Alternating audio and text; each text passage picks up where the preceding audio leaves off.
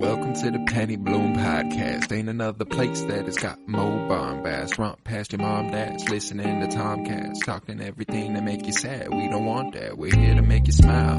Put your mind at ease. Peace, love, and bloom, and always praise Keanu Reeves. This what we about. This some weeding now. We'll talk until we can't no more, and then we peacing out. Alright, let's go. Penny Bloom Podcast. It's the Penny Bloom Podcast. Penny Bloom Podcast. It's the Penny Bloom Podcast. Penny Bloom Podcast. Recording. Penny Bloom Podcast. Ready for action. Black in the mud. Yeah. Hello, everybody, and welcome in to the Penny Bloom Podcast. This is Rebellion's Bloom, our Star Wars umbrella show here. And it's the Bad Batch, bitches. I am Colton Robertson, and as always, I am joined by Joseph George. What's up, homie? Oh, what up, what up? Always a pleasure to be here. Oh, and it is always a pleasure to have you. And on the screen below me that I can see and you cannot, for the first time since the Council of Kenobi, I am joined by Kyler Barnett. What's up, homie? Nothing much. Happy to be back. Long absence, but it's always good to get on the show, talk some Star Wars with the boys. Oh, fuck yes, KBZ! I'm so happy to have you back, buddy. It's been too long, and there was no greater, more momentous occasion for us to come back together than the return of one of just what has been and what has become one of my primary comfort shows. Just an absolute pleasure to watch weekly, and I cannot believe we have it back. And it's I know, and it's something that I feel like got swept under the rug, like in the aftermath of like Kenobi being such a like big, large scale television show. Like this was one that always felt like people are looking ahead to Mando, not like Bad Batches. Like that's just a stopgap, if anything, to a lot of people. I feel like. So it was great to see something come back. Like you said, like it's a comfort show. I can watch that, and like where I used to watch Clone Wars and like that, it's hard for that to be a comfort show with how hard hitting that shit can be. And It's not to say Bad Batch doesn't have its moments. Episode 2, for example, already came with the heat a little bit. But it is like just something that like never fails to make you smile at least like every like 2 or 3 minutes in that show. There is something that happens. A break from the action, a break from the like serious. Oh, dude, the fact that we've got like I remember when Bad Batch season 1 ended. We were like 4 weeks removed, and I was on this podcast and I was like, I miss Omega. Like I wanted Omega back in my life. And now we've got her back. We've got Tech and Echo front and fucking center, baby. Dude. I loved them in these first two. All right, I'm definitely yeah. There's definitely gonna be some overlap based on what's already going down. Already hearing. As always with our television discussion, we are going to go over our favorites at some point for each episode, but we are not going to do scene by scene breakdown just because eventually when the Bad Batch and Mandalorian overlap, it'll get to be a bit much if we're going scene by scene for everything. So kind of just a free flowing conversation about each episode. And I wanted to start with general thoughts and feelings. Let's start with specifically the premiere episode, Spoils of War. This was released today, January 4th, and no information on who wrote or directed it on Fandom. So that's strange. But how you feeling about it, Joe? We haven't let you speak.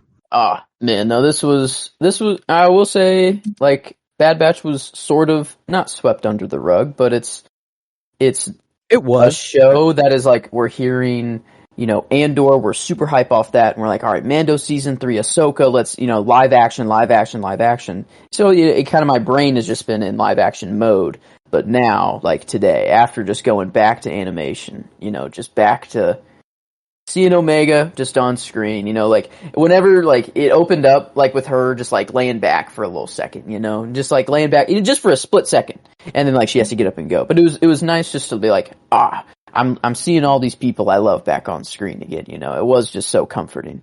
And I've watched it like I don't know 4 or 5 times today now. I think over like both the episodes, just kind of like throughout the day, I just kind of put it on the background as after like the third watch. I woke up nice and early, watched it twice before I went to work, both episodes, and then watched it once while I was at work. We had a nice dead day where I was able to do that, so that fucked. But yeah, man, I love this shit. I'm eating it up. I cannot wait for every Wednesday. Every Wednesday morning I get to wake up, make a cup of coffee, and watch some Bad Batch, because that's just what it's all about for me right now. Fucking love that shit. And the character design upgrades for my money.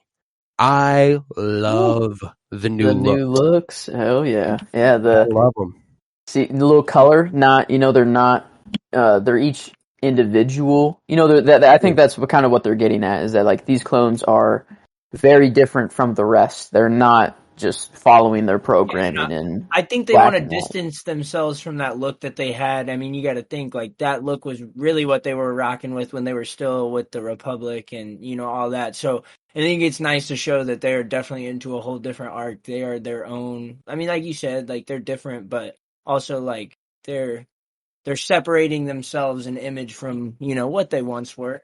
But, dude, I just gotta say, like, is this scene, like, to see that opening, it like, took me back so fast. Like, it literally felt, like, you hit it on the head a little bit, Joe, when you said that, like, it just kind of, like, felt like it picked up without a beat, missing a beat. Dude, the color of, like, not just the characters, but that opening sequence on the island, man, that was some...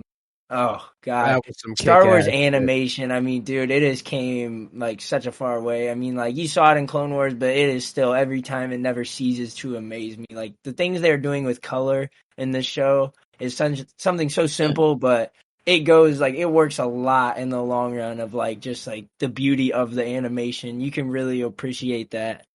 Oh, 100%. And there's so many little things in the animation that they do not have to do, that they go ahead and, like, it adds they go the work. extra mile, dude. Yeah, oh absolutely. Yeah, it adds work for the animators, and it pays off in a big way. One of the small things that happened in that very opening, like, scene is they come around that corner running as fast as they can, and as soon as they hit the water, Echo trips and falls on his face, and Hunter has to bend over and pick him up and keep running. And it's just such a cute character moment that they didn't have to do. They could have just gone ahead and gone, all right, they're going to run cleanly around the corner and they're going to keep running, but no, they made Echo trip and fall over. They made Hunter stop to pick him up. And I think that's so fucking cool. Like, just these little tiny things that they insert to make it feel just a little bit more real. And I think that's something that's just so cool to me. And when it came to those looks, man, those new looks, Hunter bringing the fucking heat, of course. Man, sexy. Man's beautiful. Always. That's a beautiful man. I'm so glad Omega's out of those Camino jammies. That she finally has an outfit she probably got to choose. Absolutely love that, and I love her little hat. That's kicking. Yeah, that's what I was gonna say. The like, everybody's got a helmet. You can tell she definitely wanted something that, like, felt like in that realm, but also unique. Nah, yeah, that thing's fitting. Yep. It's a little goofy, but it fits. It fits. Oh, it is goofy. It sure she reminds me of, like, a zookeeper. Her entire aesthetic feels very zookeeper-esque, and I absolutely love it, though. Yeah, like, the bow's pretty sick. I like this season. I think they're addressing a lot of the issues that people had with the show before. And when I say issues, I think it's like they're not real issues. It's just people who hate the show to hate the show. Like, whenever they're like, I hate Omega, people are like, oh, she's so annoying.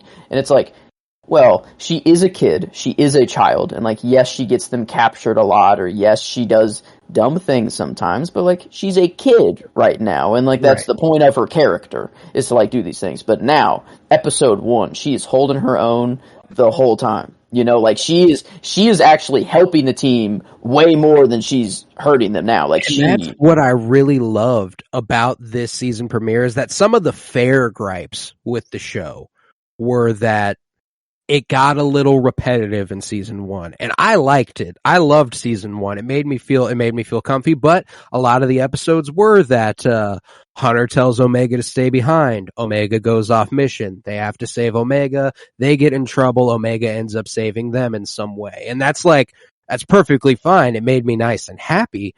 but it was a little repetitive. Immediately off rip in this season, Omega doesn't get them into one lick of trouble. She is literally just help.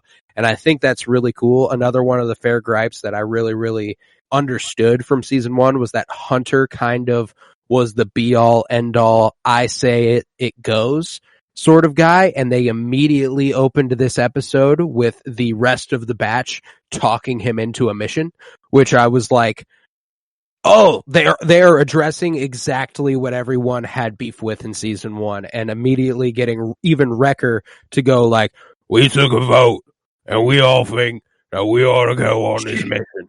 Oh, we just got to convince Mr. Krabby Pants over here. I think they called him something. Yes, dark and broody. Yeah, I don't know. It's perfect. Like, just all of those fixes, focusing on Tech and Echo way more was awesome.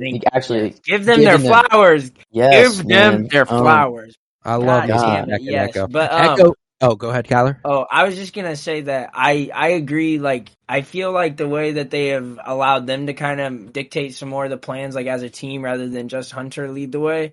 Like, not only does that like help solve the problem of like everyone else involvement and stuff, but also like it makes it to where you can't sit here and say Omega is causing the problem, like every time necessarily. Like, they are clearly all like, they know damn well that like Hunter was hesitant on this mission. That's not on just Omega now. Like, whatever happens, like, no, absolutely not. It was an interesting one too, because like I like that the way they framed this, it was nobody's fault.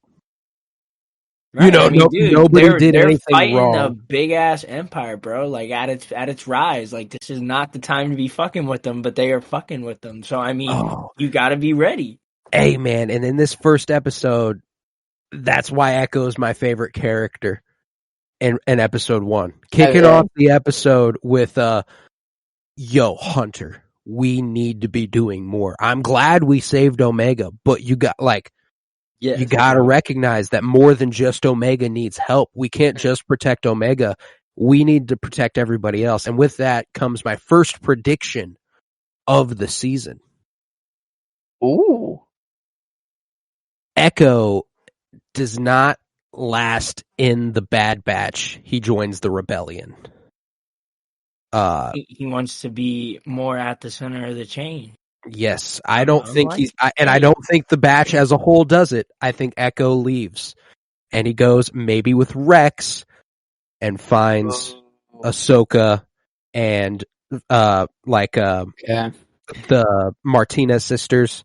I guess he is the only one that's not an actual member of the, biologically born as the Bad Batch. He just joined because he was just so fucked up. Like, poor Echo. Like, this poor dude has just gotten absolutely just steamrolled his whole life, and I don't know, but that was my favorite line of the episode. And I was debating on whether he was my favorite character. This was by far, I don't know, maybe scene. I don't really know where I want to put it. But that line that Echo said of him just being like, we've seen what the Empire is doing, we need to do more. The delivery of it was really good. Everybody's got it. Everybody's got that line, because I had that too. That one was early in the episode, and immediately, as soon as it gets spoken, the levity they gave that moment, specifically in the show, you could just tell, that's what they want people to hear in this moment. If you take away one line from that show, that's their goal. 80% of people probably to take away that line, and they filmed, they shot it like that. That was a powerful scene. I need to watch it right now to be sure, but as I remember it, silence, framed beautifully with just those two in the shot, and the passion that he's speaking with, that shit, that, the levity, like I said, that felt a moment, and it's episode 1, 5 minutes in. Oh, it's wonderful. And I love how much they can pack into a 20-minute span of time. Dude, no kidding. I looked and saw the first episode at 23 minutes, and it, you're not thinking about it, but then you watch and you're like, man, that was a long 23 minutes somehow. Long and it was fat. It's I'm kind of at the end, and I'm like, man, a lot kind of happened in that 23 minutes, but I kind of didn't even realize 20 minutes passed. I don't know. It was just kind of I was so in it. It was just very easy. Okay, yeah, next episode. I'm going. I absolutely loved it, man. It was so well done, and it was a very strong opening. Got us right back into it. Refamiliarized us with the characters again. Whenever Wrecker hooks the box up to the fucking rope, and then they all sit on top of it and ride it up, I was like, yeah, this is some classic Bad Batch activity. I absolutely loved it. And then to go to Sid's, I was like, all right, we're really back into the flow of things. And we're introduced to our first new character, who I assume is going to be quite prominent, because ain't no way you get Wanda Sykes to voice a role and not utilize her. God damn right. What else is she in? Like, what do I know her from? She's a comedian. Recognized it instantly. Yeah, it came up as a comedian, right? Yes, yeah. And then she's been in like, I don't know. I remember from like Evan Almighty or Bruce Almighty, maybe both of them. I don't know. Like one of those she's in for sure. She was in Evan Almighty. She was in Bad Moms. She was in the Black Lady Sketch Show. She's been in a ton of shit. I feel like our childhood, like a lot of like comedies that were like fringe watchable for us, she was in like a lot of them. Blackish. She was a voice in BoJack Horseman. She was in Broad City. BoJack. That might be it. That might be where I know her voice is from BoJack. Who does she play in BoJack? Mary Beth. Ooh, maybe not.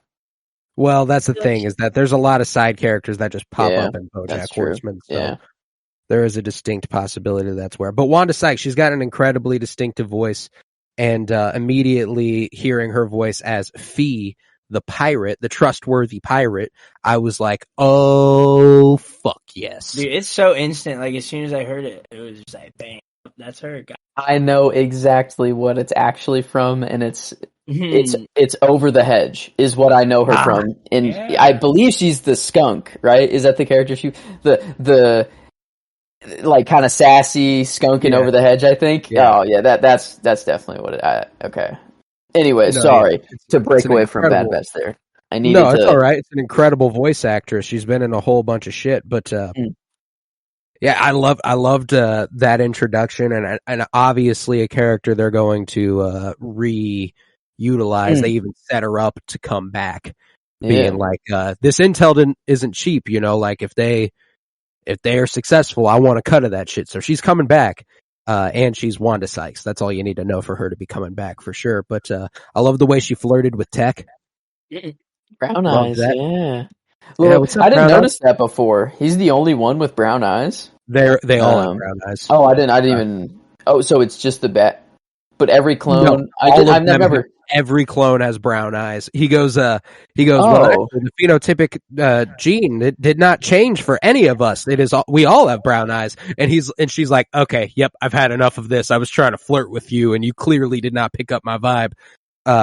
Okay, that makes way more sense now, because I'm like, wait, does every clone have blue eyes? And I'm like trying to think about it. I'm like, I don't remember them having blue eyes. Like, no, Tamara Morrison has brown eyes. Okay.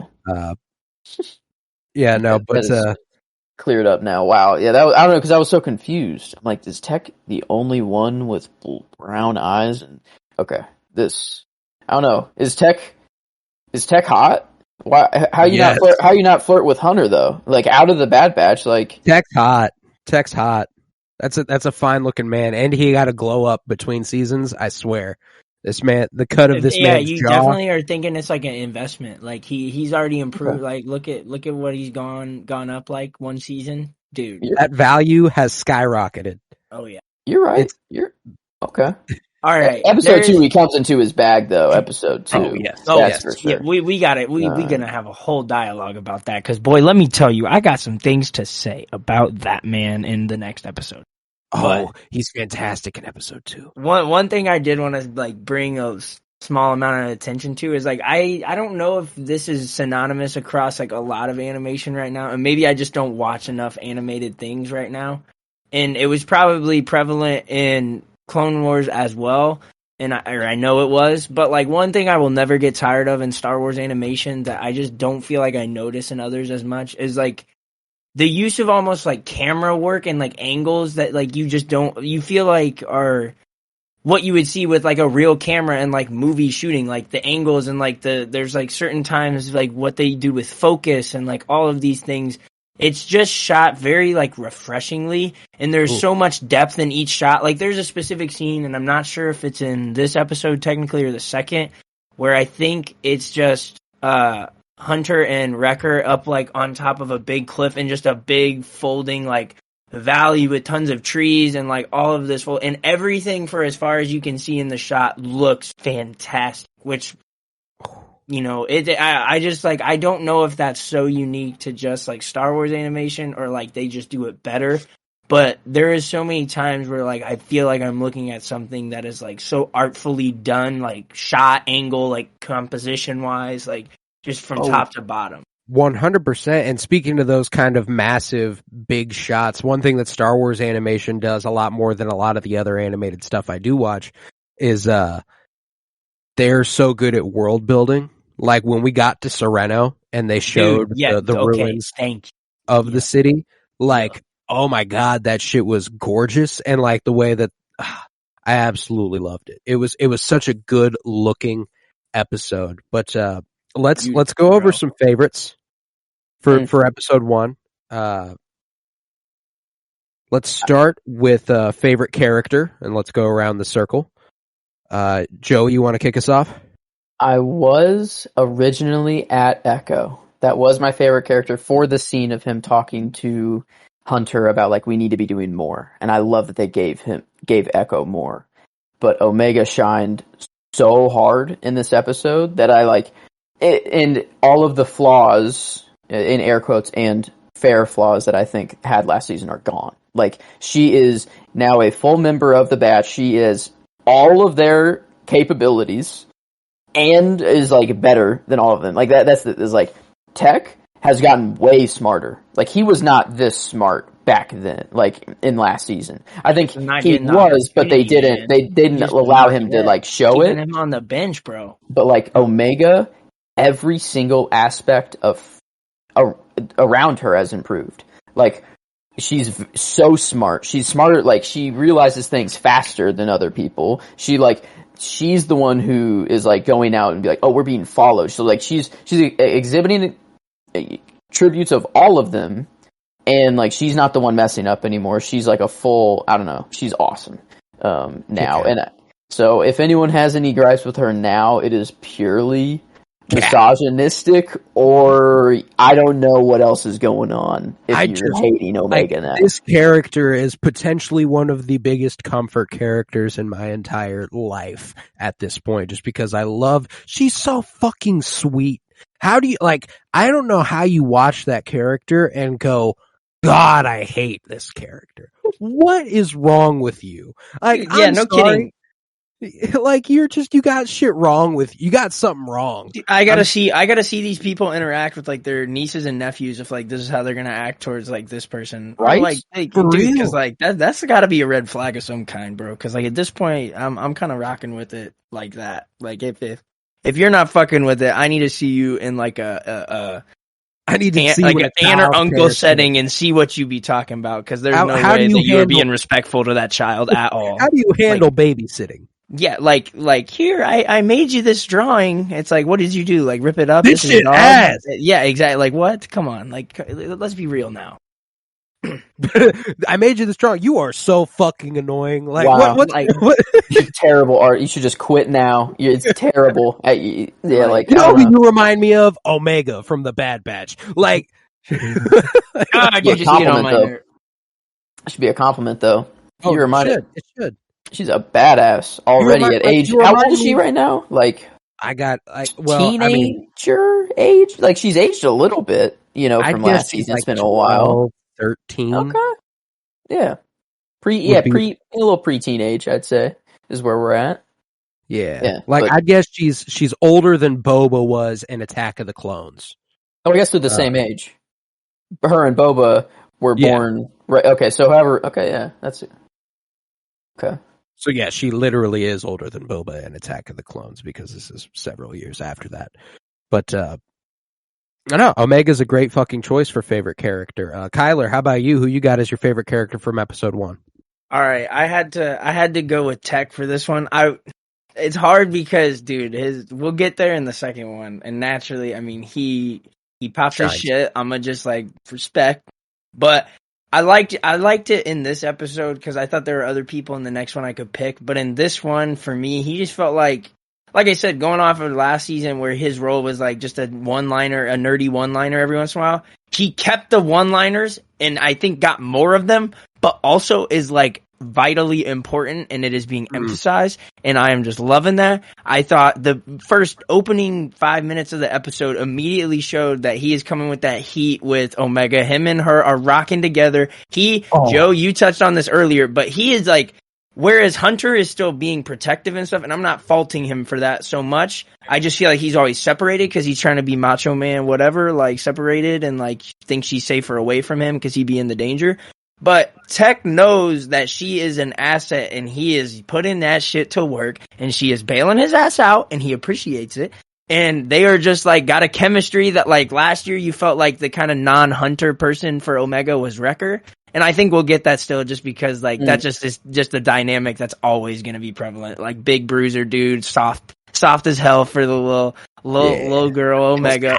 But Tech in that relationship just was so fun, and like I said, the one-liners are immaculate. Like he is coming with them jokes. He's got the heat. And my favorite line this episode was a Tech one. Damn it, dude! Because I have like two that I think are maybe my favorites. It can overlap. It's okay to overlap. And I'll save it. I'll save it for when we get to favorite line. But dude, that was one of my favorite things about this 2-episode premiere was the relationship they obviously built out in season 1 was Hunter and Omega, and they still managed to show that relationship through subtle moments instead of making them have the last little second on screen where they have the conversation, they look at each other in the glow of their ship, and then we cut to black. You know, they had those moments with Tech, they had those moments with Echo, and that's what I needed out of this season. And immediately Tech being so like mentory to her, like teaching her and instructing her on how to study and shit. Like, I absolutely love that. She like takes a 1-second break and he's like, "Are you taking a study break? Excuse me? Yeah. Oh, you're taking a break now? I guess we just all can fuck off if you want to take a break. Yeah, sure. We're on a mission. I don't care." I love, he's kind of like, Hunter is like the obvious kind of like father figure for Omega a little bit. You know, it's weird that they're all like brothers and sisters, you know, or brother and sister, I guess. Yeah, but like, you know, Hunter is kind of like the father figure. I see Tech as like, you know, sort of creeping into the father figure role a little bit more, but like an uncle, I'd say, is like Tech. Wrecker's just the cool uncle. Wrecker's just like a cousin, even. I don't even know. Like, it's just like brother. Wrecker's just there. You know, Wrecker's just a fun bag of joy. And I don't know. Yeah, you know, you could hear him coming from a mile away. That I don't know. I keep thinking good tank of this episode. Like, it is. You can just tell that they've been a team for a while now, because like last season, Omega would always like need help climbing up something because she's just smaller or whatever, and they would always like turn around to help her, like pick her up, because they're not used to it. But now, whenever they're running and doing stuff, Wrecker stays behind and waits for Omega, and he lifts her up whenever like they need to, and he waits every time. Yeah. Like, it happens multiple times, which is just so cute. Like, they'll all be running, and then he'll just stop, wait for Omega, lift her up, and then he continues. Like, and it's like, I don't know, it's just so cute. Like, I saw a tweet where it showed like last season and then this season, basically like the changes of it, and it was like they're just a team now, and they're functioning like one, which is really cool to see. I love it. But all right, with that, since we've got Omega and Tech, I'm going to round out the favorite characters with Echo. I mostly because I loved a couple of characters specifically in these 2 episodes. One was Echo, one was Tech. And while I think both of them shine a little bit more in episode 2, I went ahead and gave Echo the episode 1 nod because of that conversation with Hunter at the beginning. And I love the way they decided to split up the teams this time. You know, the way it was Wrecker and Hunter together and Tech, Echo, and Omega who were in the shit together. Like, that's just not how it's gone historically in season 1, and I think they just got a chance to shine all together. I loved the way that Echo was looking out for Tech and the way he was looking out for the team. I think he's a natural leader, and I think it shined a little bit in that whenever he was with those two.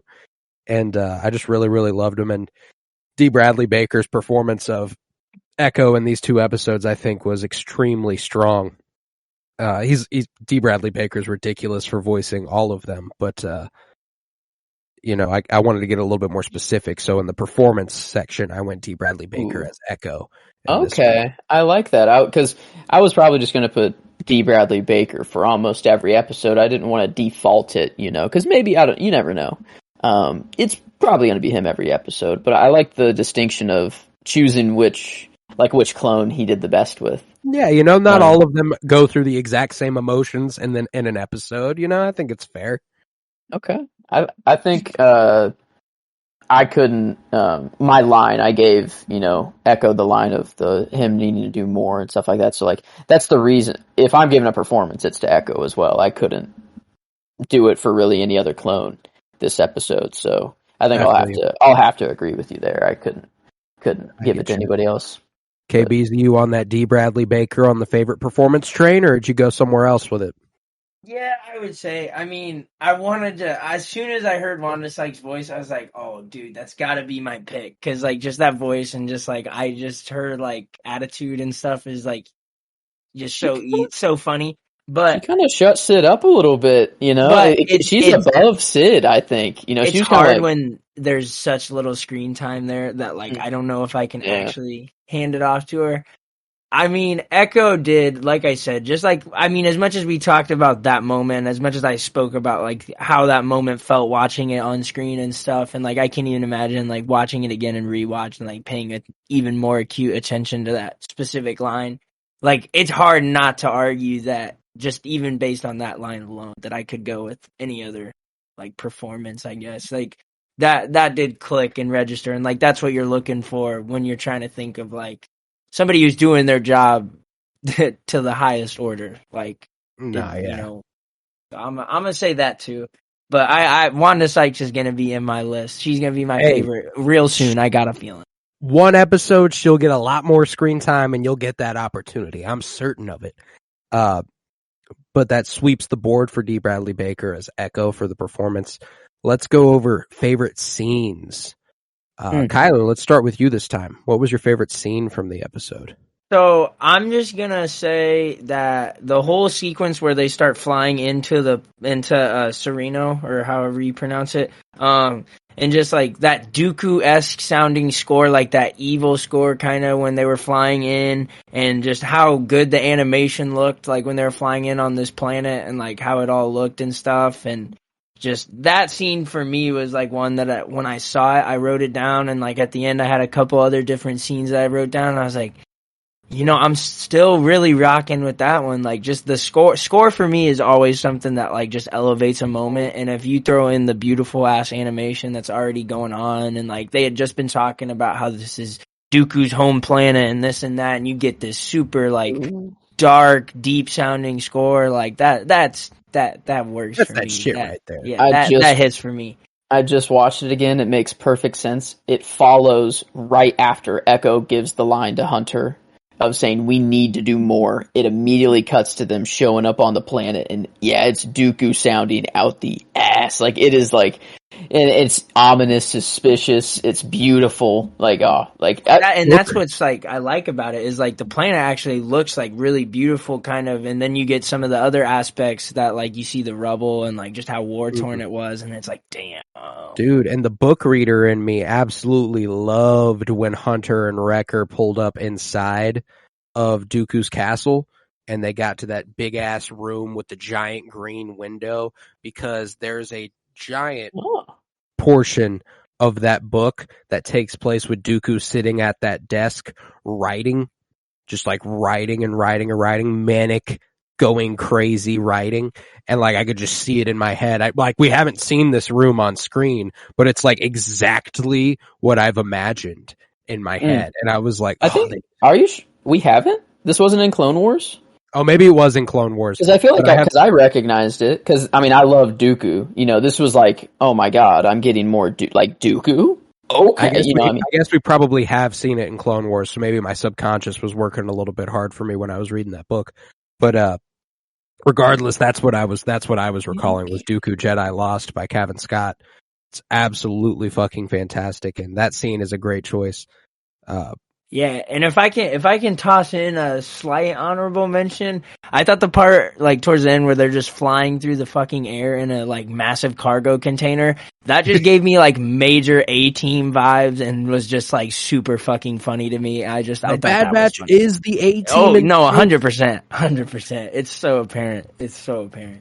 But that scene just felt like so hilarious to me. Like it's just like kind of a meme because like you got Tech on one hand, he's like, "Oh, this will be fine. The thrusters will activate," and then you've got Omega like looking around like, "Bro, this shit ain't happening yet. If they haven't gone off yet, I don't know that they will."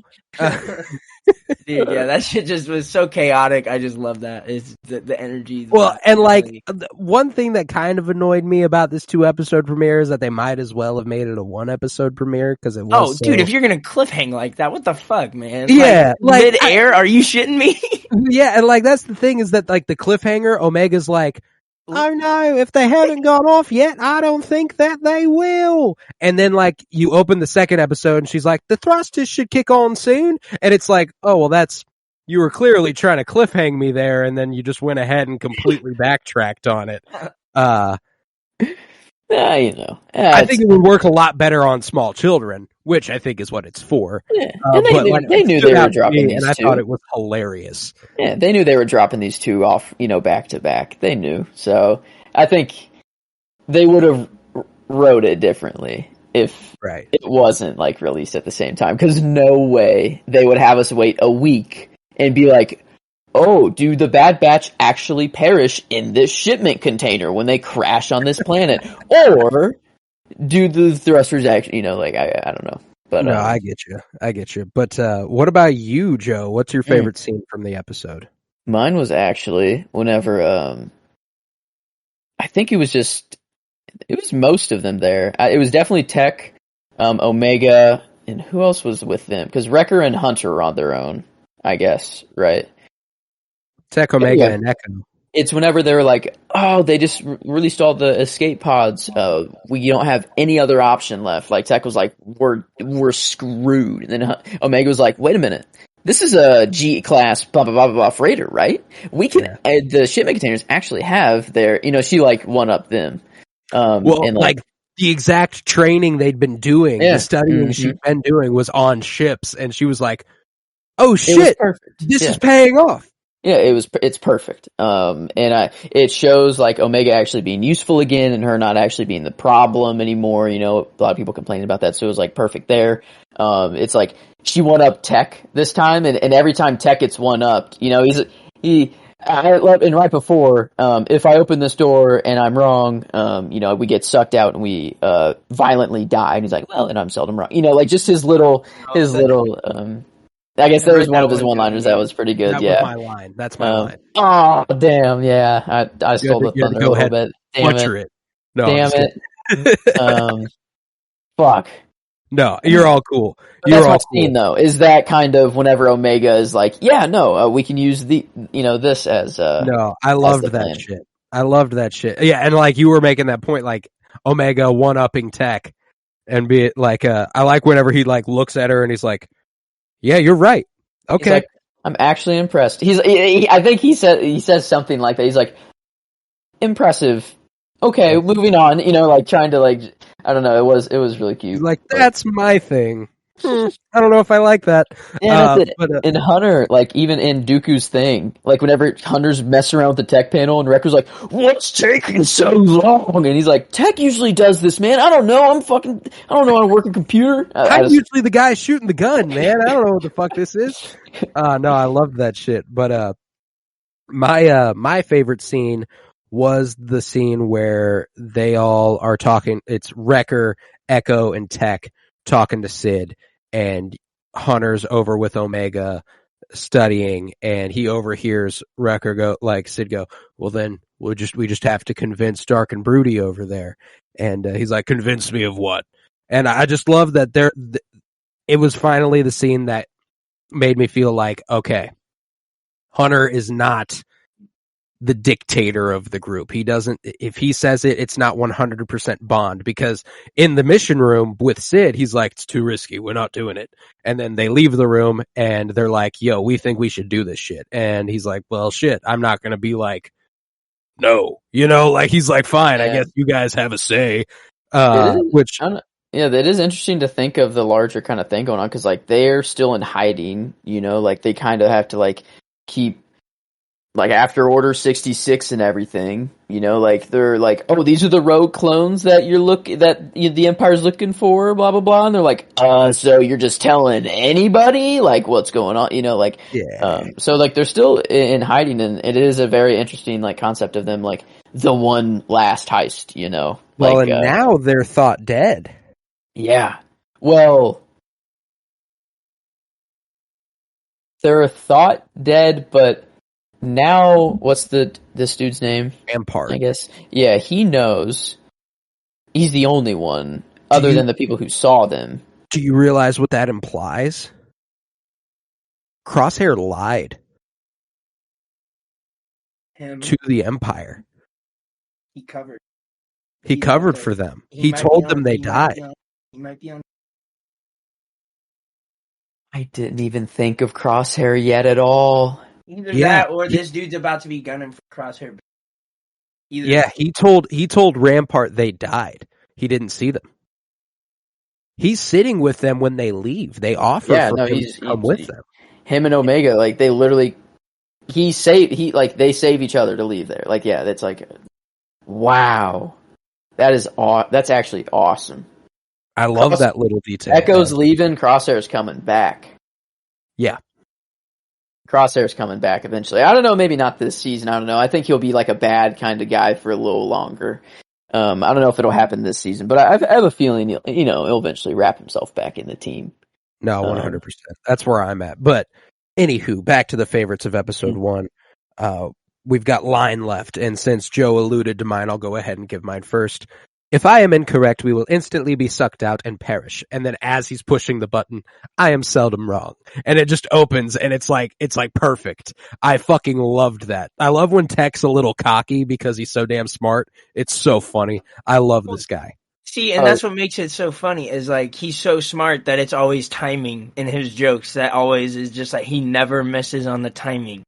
And that's just like he's very, very funny for that. He's incredible. I mean, he's my favorite out of the Bad Batch that there are. I love the Brainiac character. It's just my thing. I got Superman versus Brainiac over there. The Brainiac out of the Bad Batch, arguably is Omega, actually. But as of right now, it's Tech. Tech's he's the nerdy scientist guy. But no, that. I didn't think of that line. Probably would have been mine if I didn't just immediately be like, okay, no, the Echo line is my line. Like after I heard that, I'm like, no, like I can't go with anything else. Like honestly, right? But, yeah. But that's I don't know. It actually like made me laugh. Like during the episode, I remember like I actually was like, oh, like a little. I am seldom wrong. Yeah. I love Tech. I love that guy. Joe, yours was the Echo line, correct? It's just the delivery of it, like and what Kyler was saying about how like you come out of that scene just knowing that it was like, whoa, you were like, yeah, that was like they were really wanting you to remember that, and they did a really good job with it. And like having the other aspect of Omega hearing the first part of it, where he's like, this, our lives are like this because of Omega, but then he goes into being like, although that was the right thing to do, and I like Omega, it seemed very negative because Omega just heard that part, and then we get, the whatever, but, later on, but like, I don't know, it was a really good scene, and, I felt like if it wasn't my favorite scene, then I put it in my line to give it the nod here. I feel you. How about you, Kyler? What about a favorite line in episode 1? All right, so mine's gonna be. Let me think. I don't know. It's It is safe to assume that the majority of Dooku's fortune came from the many worlds he controlled and exploited, all in the name of his war effort. And then Echo says, that's what corrupt people do. And then Omega says, but isn't that what we're doing? And just like that, like back and forth is funny. Depends and then, on what we do with it. Yeah, it depends on how we use it. Yeah, I thought that was pretty good for me. I mean, I had both of the, I had both lines. The one, there are others who need our help, and then I had the Hatch one, but I like this one. I liked it when I heard it. I don't know. They are becoming a lot more aware of like. I think it's next episode where they really dive into that, like their place in the galaxy now, and like kind of a lot of things that they haven't thought about ever. And it's interesting because these aren't like they're clones, and like. I am looking at them as just individual people because that's how good they've done at making them individual characters. But like at the end of the day, they are a clone and they were programmed to like only function like a certain way. And like next episode, like whenever Tech is like, oh my God, I've never thought about the separate, like what you were before the war. He's literally like thinking of that for the first time ever. Like because his world wouldn't exist without the war. Yeah, he's like, wait, how does that make any sense? Didn't exist before the war. Yeah.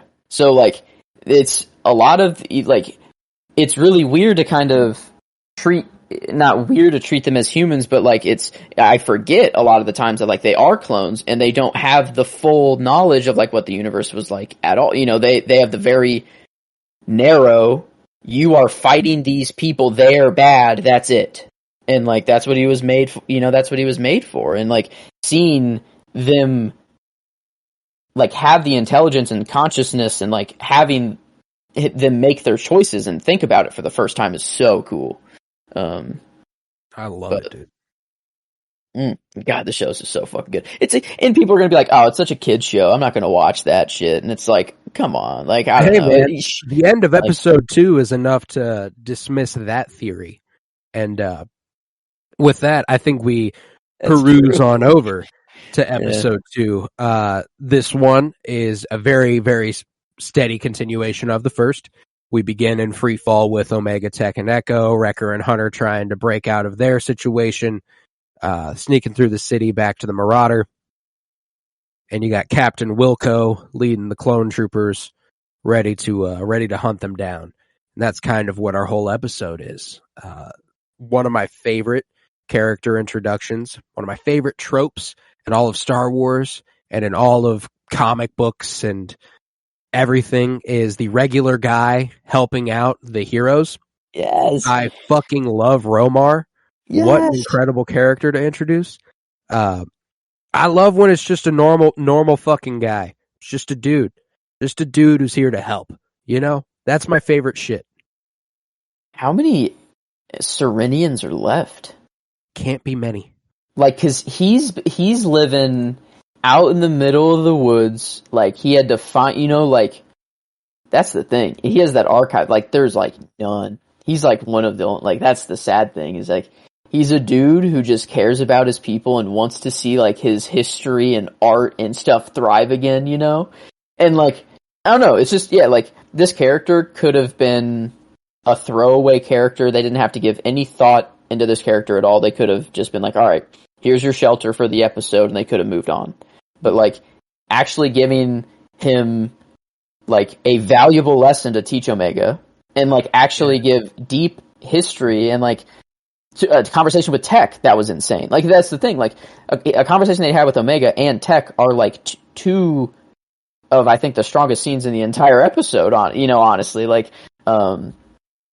or the starts of it, like planting the seeds for like some very strong storylines that are going to be coming up. So yeah, he's I don't know. It was really awesome in this episode. This I don't know. This show is just insane what they can do with seemingly what looks like a children's show. Like when you look at it, it does look like a kid's show. And I do get why people are like, I'm going to stay away from it. Like it just doesn't look like a show I could get into.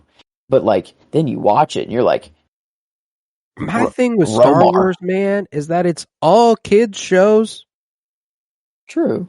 It's all for kids. The only thing that I can, like, you can look me in the eye and I'd go, yeah, kids probably won't like that or get it, is Andor. And even then, I think there's something they could probably grasp onto. But, Yeah, that's. I mean, honestly, at the end of the day, it is for the kid. Like Marvel, everything is for the kids. It's just they also want to try to make a movie that might be bearable to watch as as an adult at the same time. But this is like, I'm a 22-year-old person, and I don't care. I'm not ashamed to admit that I'm watching this every Wednesday morning on right when I wake up. This is one of my favorite things to watch weekly, and episode 2 was just episode 1, I was like, that's an interesting choice for a premiere. It feels like a little bit more of like a middle of the show type double episode sort of thing. But I think this back half of it really solidified it as a starting point for their arcs throughout the season. Kyler, how you feeling about episode 2 overall? Man, another one, like, I loved, I loved, like, that separation still being so prominent in this episode, obviously, because it's such a continuation of the first. Like, it was fun to watch those, like, 3 and those 2, like, separate from each other, interact in entirely different ways, use the strengths. What I think is even crazier is, like, you see some of these people in each of the groups getting way out of their comfort zone. Like, look at Tech, for example, in this episode, way beyond what he's typically doing for the group. And then Hunter kind of having to, like, take a little bit of a backseat as Wrecker kind of takes over the plan, really, towards, like, to get them out of that situation. I think it's a weapons savant. Yeah, and so, like, I think it's good to see, like, this different types of interaction and stuff. Like I said, these groups, they, like, have different strengths, and sometimes that leaves different weaknesses. So, like, you're seeing them have to adapt, and, like, that's what's fun is, like, Tech would not have gotten that opportunity last season. Echo was not getting the type of, like, play he was. Like, that's what I'm enjoying is, like, they're splitting this up and making it, like, organic, while, like, just simply answering the bell to the things that, like, people griped about. Like, it can be this easy. It really can. Like, it really can. This is prime proof and evidence here that, like, odds are, like, that many people are complaining about something to a degree. Like, there's an easy solution. You can do it seamlessly. Sometimes, like, just answering the bell. Like, they did it. Like I said, it's been apparent first 2 episodes. Hopefully that maintains, but, I love the night sequences as well, like being so like in the nighttime. That always hits different in Star Wars animation for me. Like that, like stealthy, like type vibe, like mission and stuff is just like brings a different kind of like just whole tone. It like the pressure feels on from the get go. Like just so like I don't know, edge of your seat kind of like. The stakes in this one were real. Season 2, we've gotten a whole season with these characters. I'm more prepared for one of our main guys to die. Like I was genuinely worried about Tech when he went down. For real. When he went down, kind of like in a way that was like what? Like I started to be like, wait a minute, like yeah, no, like when he 1v3'd clones with a broken fucking leg. Yeah, and also took down a fucking whole ass gunship and fucking speeders. Yeah, dude. A broken femur that took exactly not to mention hand-to-hand combat. I mean, this dude is okay. I gotta be honest though. There was one fucking thing that all I could think when I was watching him do this shit after he had already said his leg was broken. I don't know if you guys remember this, but there was a Vine that was so famous, and I used to quote this shit all the time in middle school. But it was, let's go into the mind of a Greg Jennings. And he's like, I gotta do this shit. I gotta do this shit for Madden. Fucking Darren Sharper, one of the hardest hitting safeties in the league. Fucking dude, it was so funny. Basically, the clip is this dude playing Madden. Greg Jennings broke his leg and then takes a fucking pass, like 85 yards, hobbling to the end zone. And That is all I could think about as I am watching Tech just fucking murk these fucking bitches up, bro. Absolutely fucking them up. Dude, you don't know about it. I gotta feel like people know about it. It can't. Oh, they do. It was a moment. It was a moment. It was a moment. You were there. You know it. Yeah. The thing, though, is that the Bad Batch, they stun. They don't kill. Oh, I love it. You know, which is like, because they're realizing they're still fighting clones, but like they're going to start to realize that they're going to be replaced and that they're not going to be clones, and like they'll have to deal with that. And it'll be interesting to see if they still stun no matter what. Here's something I think that gives them like it kind of like, I guess, immunity to this type thing or something is like, I would say that the fact that they stun and stuff works in their benefit, because like you can chase them all they want, but they're already running anyway. And two, like they want the Empire to know, hey, these motherfuckers were here. Like, look what Rampart's having to do, because like people know that it's them. Like, and all these people that saw them, they're gonna be like saying the same thing. And everywhere they go, they're gonna be saying the same thing. But Rampart's gonna be trying to cover the tracks. Like I said, bro. To me, it's just like, hey, we're like almost sort of an Inglorious Bastards, leave a mark, make them fucking scared shitless to where they say they were there, all the people, the legend of them just grows and grows and grows until like they were a group that like people talk like scared of. That's the trope I want to see, is like the Bad Batch stalking and like perimeter of this shit, and the Empire is like literally these troopers are sitting there like, have you heard of that group of clones, the rogue ones? Like that's what I want. I did like that trope's happening. The first F-bomb in all of Star Wars is going to be a couple of stormtroopers like sitting on the perimeter going, Clone Force 99 is here. Clone Force 99 is here? Fuck! You know, just some shit like that where they're like, nope, this is not the shit I want to fuck with. And you know, after seeing the end of this episode and like the Bad Batch being alive but not, and like how that's all gonna like work out, like the episode titles are kind of a little too telling. Like looking at the episode titles, like a little bit, like ending with Plan 99. Okay, we know. I guess I'll get there, but like Clone Conspiracy and Truth and Consequences is the next two-parter. Like 2-episode release at the same time. It's episode 7 and 8. The Clone Conspiracy. The Bad Batch is alive still. Holy shit! You know, that's probably, I'm assuming, is probably what it is. And Palpatine probably not going to like that a whole lot. Going to try to kill. I'm assuming like Plan 99. I never thought about this, but like eventually the clones would become like a hindrance to the Empire, and like they would just want to kill all the clones and just have the troopers that they have that were like born into it, you know, instead of being clone, you know, like clones are worse now to the Empire. So like, is Plan 99 the Order 66, but just to kill all the clones? Yeah. Oh, dude.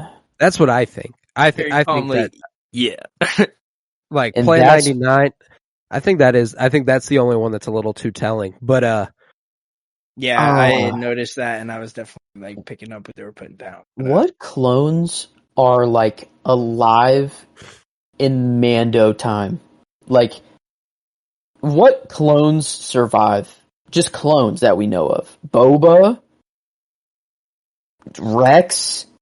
Maybe Rex. Like, that's the thing, is like, he's old and out there in like Rebels time. Like, what's Rebels is like? They say he fights in Return of the Jedi. Okay, so he's like, wow, yeah. So there's like no one.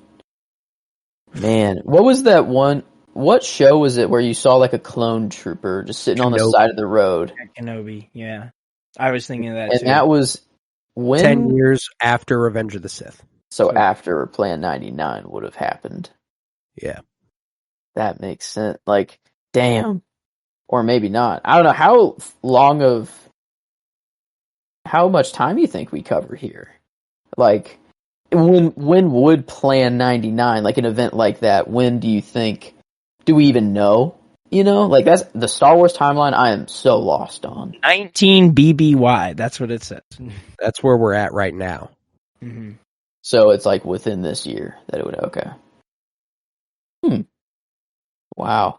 Because yeah, the end of the Crosshair thing, revelation, like I never thought of that Crosshair would have had to lie, or they just didn't ask him about it. He has to do a mission report. Yeah, what happened? Oh yeah, they're dead. They died. I mean, maybe they were suspected. He could have just gone like, I didn't see them. They were they were on Camino. The whole place went under.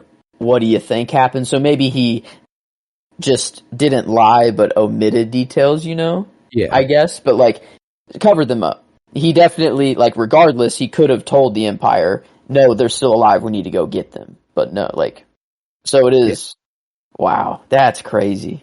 Man, I don't know how I didn't think about that, because I thought of obviously the what that's going to mean to the Empire. Just because the characters we see, I forget the Empire guy's name already. God, he just sucks. He just is I don't know. He's just a Fed, literal fascist. Yeah. Yeah. So I don't really fuck with him. But Rampart, yeah. I don't know. He's kind of like I guess, is he the big bad here, really? Because if the Empire doesn't know who the Bad Batch are, then it's really only him trying to kill him. Because he needs it. Tarkin knows about him. Oh, I thought he said if Tarkin found out that would be bad for me. Well, yeah, but that means Tarkin knows who the Bad Batch is. Like we saw him in season 1. Oh, he knows who they are, but he doesn't know that they're alive still. Oh, he thinks that they're dead. I guess really, are they were they valued as just a really high, functioning team, or was there something special that the Empire needed them for, or was it really they were just kind of the top dogs when it came to they were they basically, if I recall season 1 correctly, they told them to take out Saw Gerrera's rebels. They told them there was a group of insurgents, separatist insurgents, who were still fighting. They didn't do it. Crosshair was like, yo, they didn't do this. They had to go on the run. They're the clones that just did not comply. Get the inhibitors. Yeah, so obviously that's why the Empire wants to. I was trying to find the motive for the Empire just wanting to kill them, and it's because they know how the Empire took over and could be very dangerous in keeping their. Okay, duh. Yeah. Just had to talk through it. With episode 2, let's do some favorites. We haven't done any of the favorites here. Let's start with character. Kyler, episode 2. Who's your favorite character? Man, I'm so glad that you came to me first, because I'm so excited to talk about it. My favorite character was Captain Wilco. That ending scene, I was waiting for it, because I just had already I felt like D. Bradley Baker, the voice he was using on him, at sometimes, at least with the helmet on, was kind of deeper, more guttural. And just the way he was so pragmatic, I was just really clicking with him. He seemed like one of those dudes that they were giving a little more screen time to, and I was like, what does this mean? I was like, I'm gonna keep tabs on this dude. And then at the end, he's coming with the heat. He's like, bro, you're on some fuck shit right now, and then has to eat the bullet. And man, just that sacrifice for me, I will salute you. You are my favorite character for that shit alone. Rest in peace, Captain Wilco. I like that. That was a good, sad. Dude, it's kind of crazy. Romar and him both have kind of a 1-episode arc, and it's funny how those characters kind of can really be in a vacuum of just 1 episode, very, very prominent. And so I just, like I said, I thought the voice and stuff was a little different, which I already kind of made me take notice. And then just the way he fought through all that, and then at the end where for that to come around, what a tie up, man, 1 episode in and out. But I was like, hey, I'm fucking with it. Seeing his thought process of no, I cannot falsify a report. He was it was weird. It wasn't, I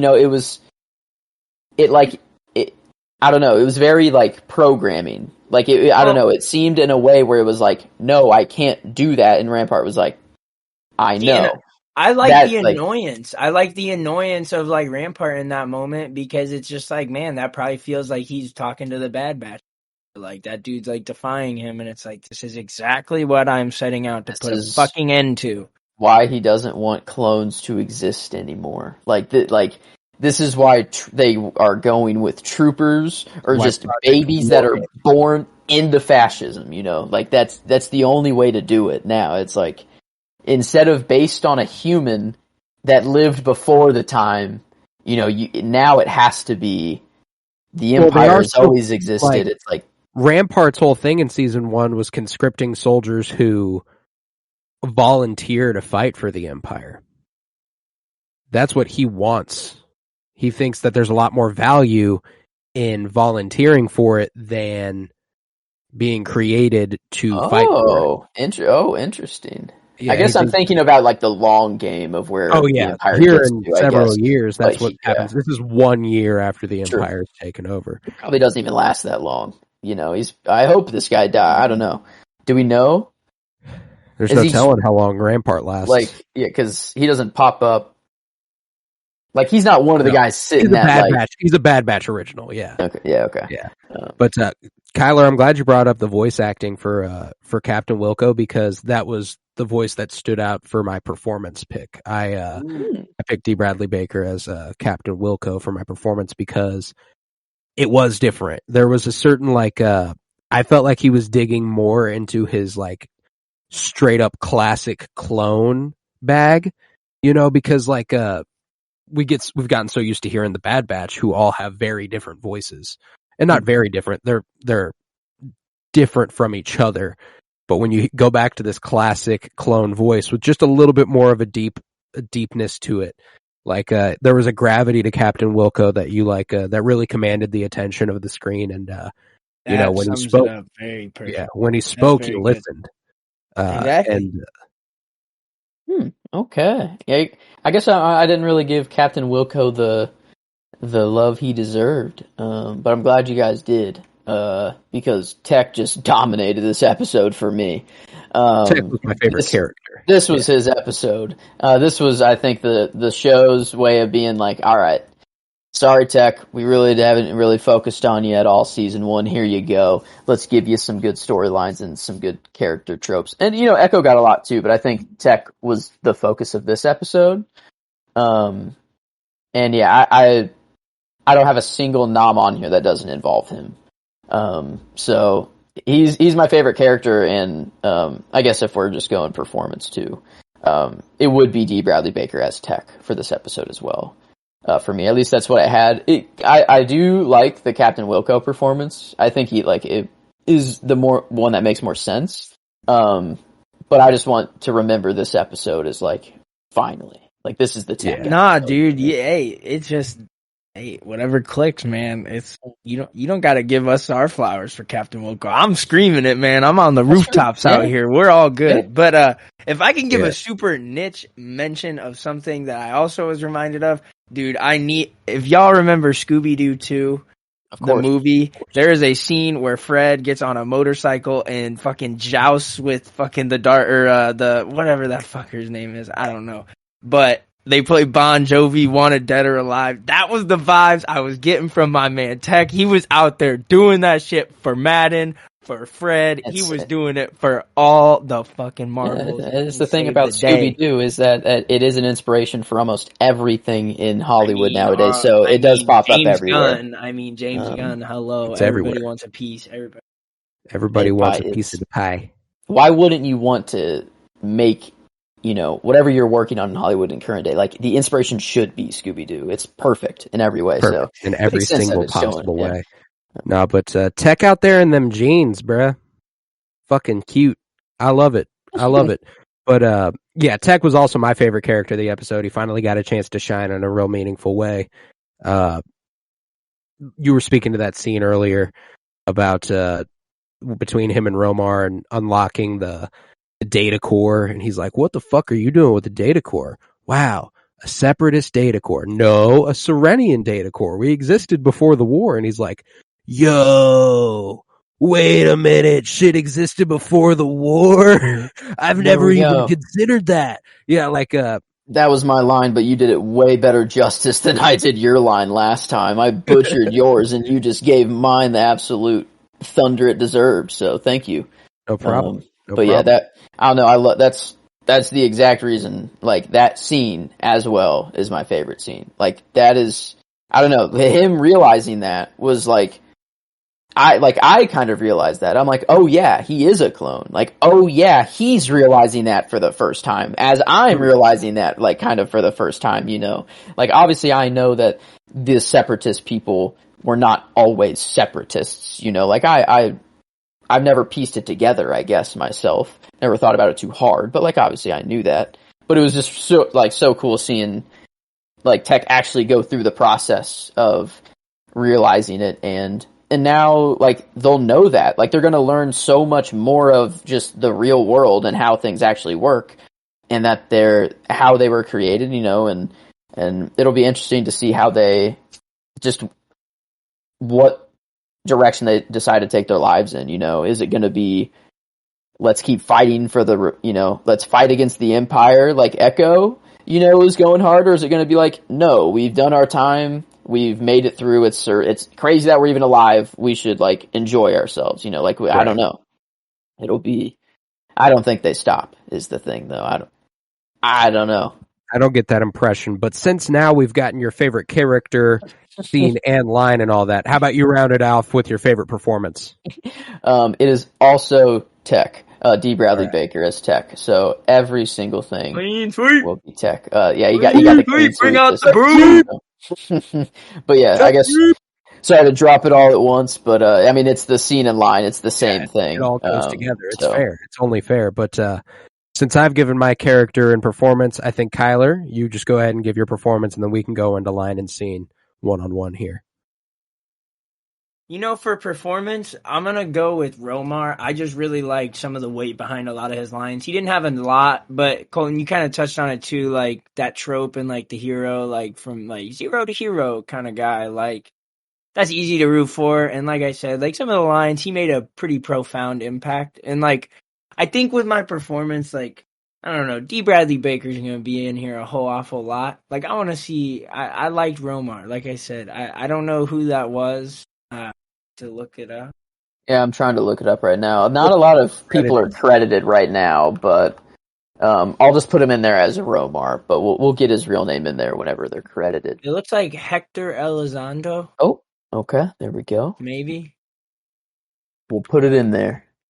Hector Alexandro? Yeah, Hector Elizondo. So like Eli, E-L-I, Zondo, Z-O-N-D-O. Okay. There we go. Oh, wait, I think I know this guy. Yeah, this guy's been in a whole bunch of stuff. He was in Princess Diaries. That's who I'm thinking of. Yeah, he's the like bodyguard guy in Princess Diaries. The funny guy. Oh, okay. Big funny guy. Oh shit. Yeah. You know him. You know him. Some shit very recently. What did I see him in? Green Eggs and Ham? Mickey? No. I don't know what his voice acted in. I literally just watched New Year's Eve. Oh, yeah. Oh, and he's in there was a corny ass rom-com, Valentine's Day. Yeah, there it is. He's in that too. Those are all by the same guy. Valentine's Day, New Year's Eve, Mother's Day. Same guy directing all of them. Same cast, same director. Like and Hector Elizondo pops up in all those. So yeah, baller. That's cool. I didn't know that was him. That sucks. Yeah, like I said, just some of his lines, they hit pretty hard, and they had a good like profound impact on some of the cast. So that I like that. That's a good pick. I love that. I love that Romar's getting some love, especially since my line pick goes to Romar. His line saying, "It's a toy. It makes you happy. Believe me, that's more important than any jewel." I loved it. It was just such an important lesson to teach Omega. And I'm a sucker for a line about just appreciating happiness. And that's all that line was, which absolutely rocks. I loved that, they touch on this in season 1 that Hunter is like, this isn't a place for a kid. She needs to live a life that is outside of this. And you kind of see why that's the case, why she needs to live a life outside of this in this episode. She's so seared to the mission. She needs to complete the mission. She needs to get the shit done for the team. And at some point you just got to go, yo, you don't need to do that. Like we can just be, and it'll be okay. That's why I loved Romar in this. And Joe, you're muted if you're about to speak. And like that scene was perfect, and like it taught her, the beginnings of the lesson of being, don't just be so greedy, and think of just mission. But then like at the end, end of the episode, like who is it? Like is it Echo being like, you have to let go? It was just so like, I don't know. They did a really good job of. These are super short episodes, but they have storylines that fulfill themselves. They actually have not complete, but like they're just planting seeds for future storylines. But like they're actually like very very satisfying while watching. Yeah, there's a theme. There's a fucking moral to the story, and I absolutely loved that about this episode. And that line just really summed it up for me. I loved Romar imposing this wisdom on Omega. Because, I mean, like, she hasn't had anybody outside of these clones. And while these clones are great dudes and they're trying their best, like we talked about with Tech, all they know is war. All they've known is the mission, and it's all they know to teach. So like, I think there is a point to them learning what they can be outside of it. And while I think that's the point for some of the characters, I do think there's going to come a point where they have to choose: are we going to keep fighting, or are we going to go live somewhere? And I think there will be a split of sorts, but amicable split, not like a fuck you guys, but like, we love you, you got to do your thing, we got to do ours, that sort of vibe. Yeah. But Kyler, what about you? What about a favorite line on your end? All right. My left femur has been fractured by about 150 kilograms of pressure, so no. But that being said, there were so many funny lines, like Wrecker saying, "I make a pretty good tank." That was like super close. Loved it. There was one simple word that came out of Hunter's mouth that I thought almost warranted my vote. He's like, crashing, when they're talking about crashing in the thing, and it's like I specifically put next to it his little baby Omega. He's so pressed about it. He was.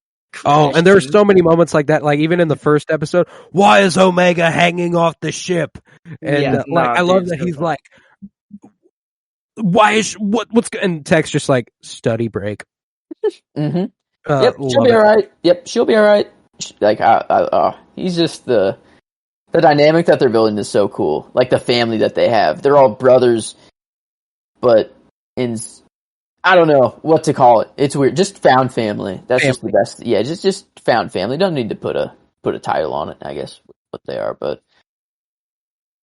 I don't know. Is it the femur one that you're going with? Yeah, I'll roll with that. I mean, I just had to throw those out there because there were so many good ones. Oh, there's so many goodies. There's so many great little one-offs in this episode, and that was fantastic. Are you okay? Well, my female's just been crushed by.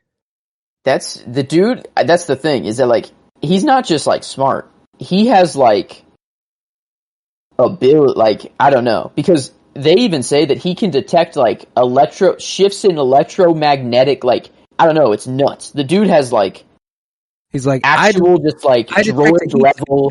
Yeah, like droid level detection basically is what Tech has. Because if Tech doesn't have like something else other than that, he's basically Echo, but without like the ability to be even more hardwired, like it's just a little bit smarter version of Echo. But like now I think they're making Tech like he's basically the droid of the group, because he's the one that jams all the comms, he's the one that unlocks all the doors. Well, Echo sometimes unlocks all the doors and stuff like that, and I guess Echo's kind of the real droid, but like Tech has the functions of the droid, if that makes sense. I guess. His brain function is a little bit more calculated. And he's so, like, I guess he's listening to their comms always, I think. Because, like, he's like, he's the one that's like, oh, they just released all of their escape pods. Oh, now they're coming down on this elevator. Like, he knows everything that's like happening all the time. And I don't know if it's through their comms or that dude's just about it. But yeah, I'm not sure. Very clearly, he's him. Tech is him this season, and Tech is just going to be the rising star. I'm hoping so. I'm hoping it's Tech and Echo centered this season. That's all I asked for last season. I was like, I hope season 2 is Tech and Echo centered. And these first 2 episodes, we're heading down the right road. But with that, let's hit the last favorite of the episode, and let's do scene. And we'll go ahead and start with you, Kyler. Joe, you already did your favorite scene. It was the Tech realizing there's more to life, more to him repairing the universe. Yeah. And I think like him just sitting down with Tech and Romar is probably the best way to sum that one up, because it is that part of it, but also like him just actually repairing it and Romar being like, oh my god, like you just did that, you know, like it was nothing to Tech, you know, it's like, oh yeah, I can definitely do that, and he's like, he repaired, he's like, oh my god, he's like, holy shit, now I actually have what I care about. Like, this is so meaningful to me. It was just such a cute moment. I love it. But Kyler, what about you? Favorite scene? Go Tech and Echo and / Romar, I guess, kind of saving the day when the troopers converged on Omega down in the thing when she was trying to get the jewels, because like there was just a whole bunch about that. Not only is the Tech just whooping that ass, I mean, naturally that is just fire. 1v3 really with a broken leg, bro. And like the fact that he hand-to-hand combat out combated that dude, and that one droid is still, or not droid, but that one clone is still sitting on the big ass machine gun, just seeing shots go off, not knowing, holy shit, is this dude like getting his ass beat, or is my dude getting his ass beat? Like, what's going on? And all of a sudden, Tech just comes out and just gets that man too. Come on, stop playing with him. He's like that. He's taking them all. Romar's helping, and then Echo, bro, had a moment where, like, in the middle of all of this, Omega is, like, borderline having a crisis because she feels like she's failing everything, and, like, having this moment where, like, she's breaking down because she's got to get the jewels and shit, you know, and, you know, you give Echo that moment. Shiny stuff! Yeah, and then, you know, Echo being, like, a figure in that moment who, like, imparts, like, hey, this isn't everything. Sometimes we just gotta get out with our life, and that's gotta be good enough. Like, sometimes you can't do it. Sometimes you can't finish the mission. Sometimes, like, a mission, like, just, you gotta come back, try another time, or, like, you know, catch them on the flip side. Like, all of those things just combine for, to me, like, a really good scene. Like I said, like, it's not often, like I said, I mean, like, usually the Bad Batch comes out successful. Like, that's usually how the episode ends. And, like, that's not quite what happened this episode, which is, like, a definite change up. But you can't say they didn't get anything, because the stuff Romar imparted on them and like just all of that stuff, like what they learned about each other in those moments, like these are the kinds of things too. Like, not every episode has to be a like, oh, we did it, we won, yeah. Like I said, sometimes there can be some moral victories, I guess, and like sometimes the real mission was the friends we made along the way. Yeah, all right, Karen, live, laugh, love, head ass mofo. You can take that shit. I know it's for nefarious reasons, but can we talk about how wealthy that dude Count Dooku was? Yeah, no, piece of one chest. They opened one of those things, and it was full to the brim of just gold diamonds. His catalog of shit is almost like Iron Man level when Vulture hops on the jet. Like absurdity type. Like that's this felt like. That was just one of their that was one freighter moving out. That they got onto one freighter movie. There was like 5 of those things they're ready to like, and they were kept going. There was like multiple shipments that they had to do. Count Dooku, I mean, I don't know. He was good. He was good at stealing from people. Yes, very good. I guess he literally kind of has the wealth of an entire planet. Yeah. Oh, and whatever he made from the Clone Wars. The entire war was probably pretty profitable to him. And his family was already absurdly wealthy because he's the Count. Yeah. His brother, like, I didn't know his brother like ran it and then like was a pussy in Count Dooku's mind, so he came back, killed his brother, and then took over Like, the dude is just... The dude is... I don't know. He keeps getting better and better to me every day. I don't agree with the things he does. As a villain, oh my god. If I had a brother, he better watch his back. That's all I'm saying. If I had a brother and I'm Count Dooku and you're running my planet really badly, get the fuck out of here. Under those situations, get the fuck out of here. Under that situation, if you're my brother, then watch out. If not, it's okay though. That's what the entire book of Dooku Jedi Lost is about, by the way. His relationship to his family and coming back home. If you're a Dooku fan, that is the top. Like you said, you were thinking about getting to Thrawn first.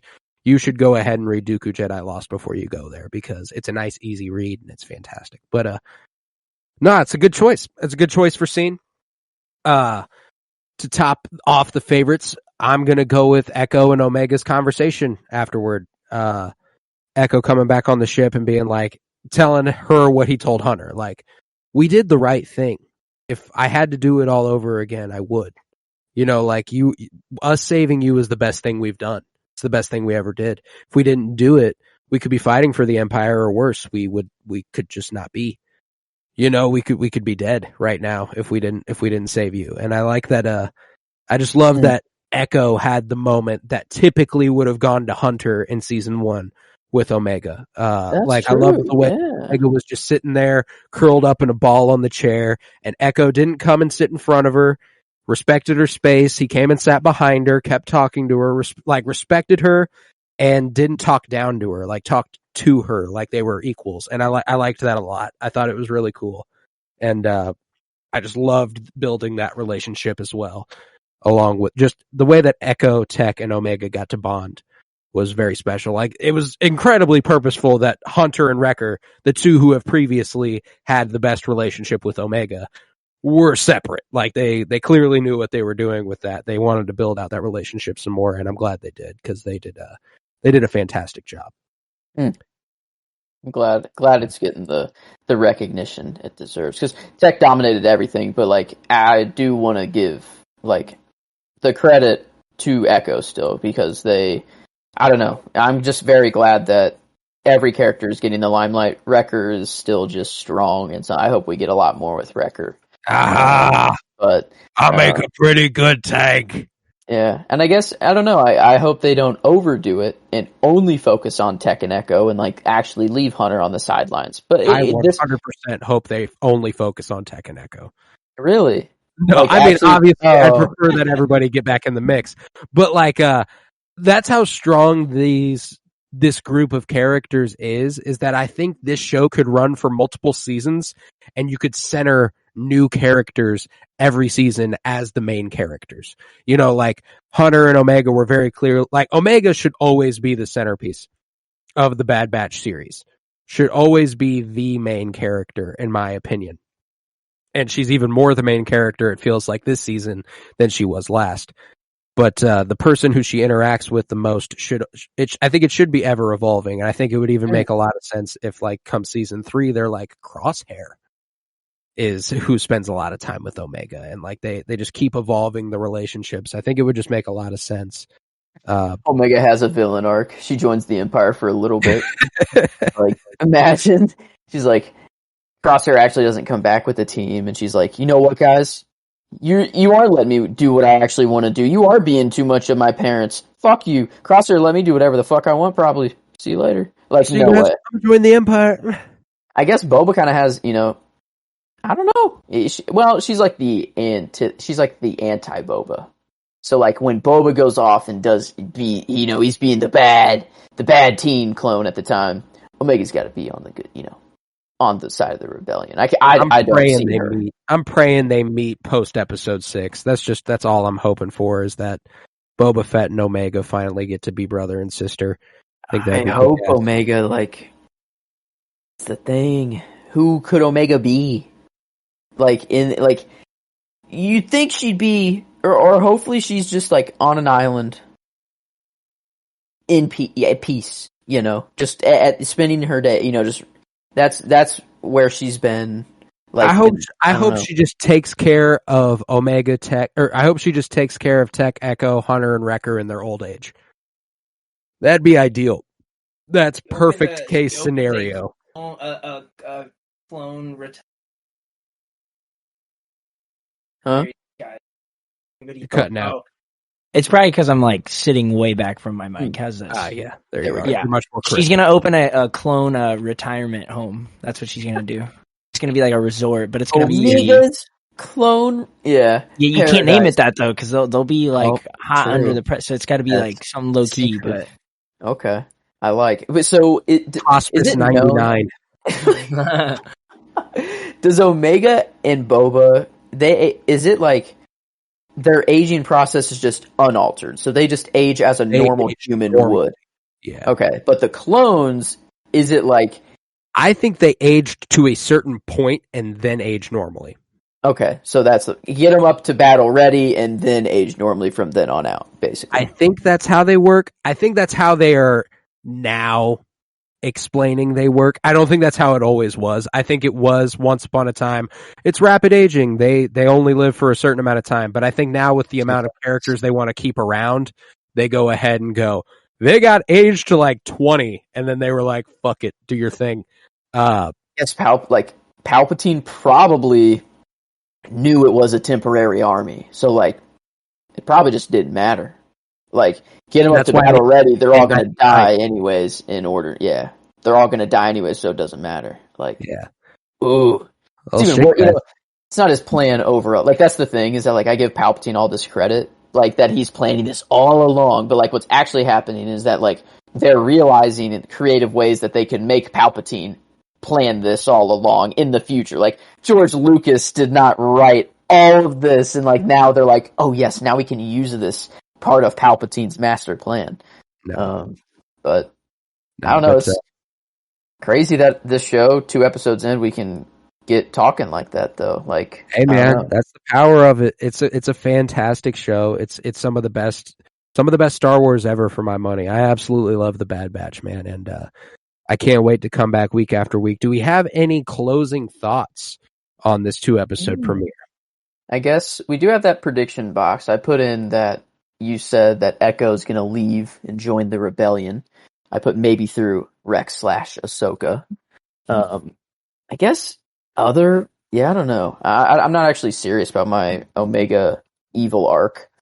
But I really do think that they're going to focus a lot more on the why Omega, like maybe there's a point to Omega and like something that we just don't know yet, something about her DNA, something about her enhancement, because like she's somewhat enhanced. I don't know, unless they're just trying to say that she's the closest to an actual human, and she's just like, I don't know, is Omega enhanced? Does she have an enhancement, or is she just gifted? Yeah, because like Boba, you wouldn't call Boba enhanced. No.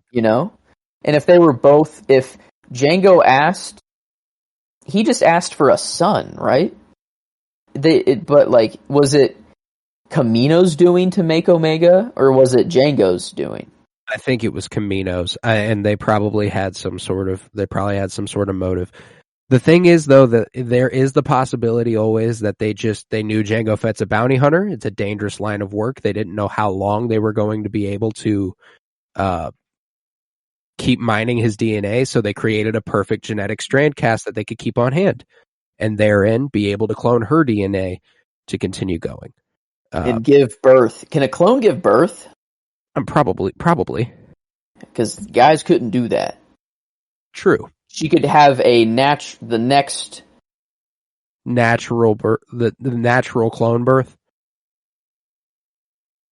Boy, this is going quite down the rabbit hole. That's the how you clone a force sensitive something. Is it has to be, I don't know, some like not a clone. Not a clone, but born from, I don't know, because Grogu and Omega are linked somehow. I'm going to tell you right now, they're not taking it the breeding Omega route. I hope not. No, I don't think so. I was just trying to think of anything, why a female, like why anything for the Empire's sake, Yeah, I get you. No, I think...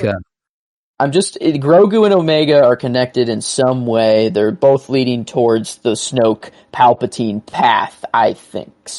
Is my broad prediction. That's a very vague, broad prediction. Pop your shit, twin. But yeah, Pop your shit, twin. Kyler, any last thoughts here?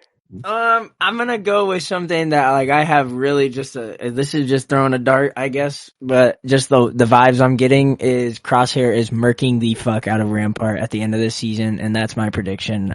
Not really much other than Rampart's a piece of shit, and it just will make so much sense for Crosshair to be like he's gonna chase after them forever and just say, redemption. "See you later, bitch."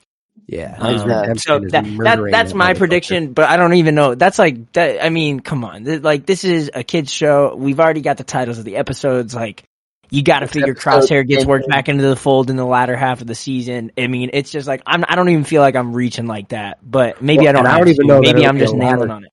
I don't think it'll even be a latter half of the season. He starts getting folded in. The next episode is titled "Solitary Clone." Okay, which feels very Crosshair.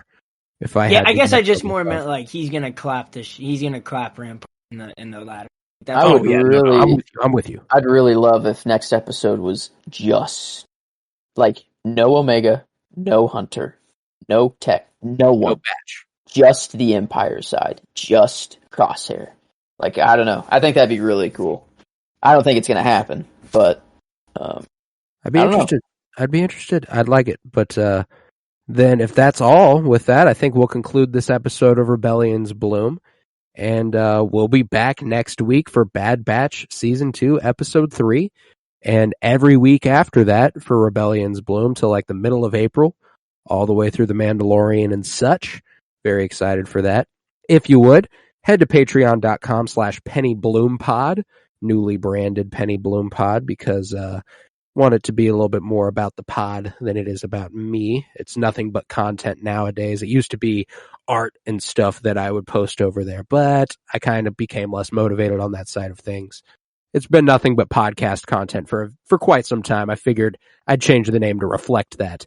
So, patreon.com/PennyBloomPod. If you're a High Republic fan, I just reviewed the new book Battle of Jeddah yesterday. And that's available for you. It's a nice, quick 20-minute review, not too in-depth, very, very spoiler-free for a while, and then I get into a little bit more spoiler-heavy stuff.